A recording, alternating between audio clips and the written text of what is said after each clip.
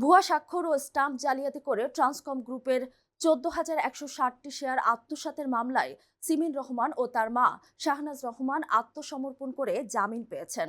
Dhaka chief metropolitan magistrate আদালত বুধবার তাদের জামিন মঞ্জুর করেন।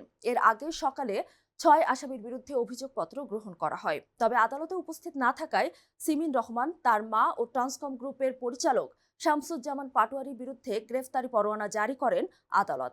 এ বিষয়ে প্রতিবেদন দাখিলের জন্য আগামী 2 ফেব্রুয়ারি দিন ধার্য করা হয়। পরে বিকাল 3:30টার দিকে সিমিন রহমান এবং তার মা আদালতে আত্মসমর্পণ করেন।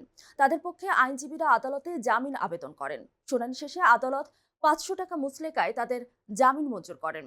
2024 সালে 22 ফেব্রুয়ারি সাজরে হক বাদী হয়ে গুলশান থানায় মামলা করেন। তদন্ত শেষে গত 11 জানুয়ারি পিবিআই এর পরিদর্শক সৈয়দ সাজেদুর রহমান আদালতে অভিযোগপত্র দাখিল করেন। এতে সিমিন সহ 6 জনকে অভিযুক্ত করা হয়।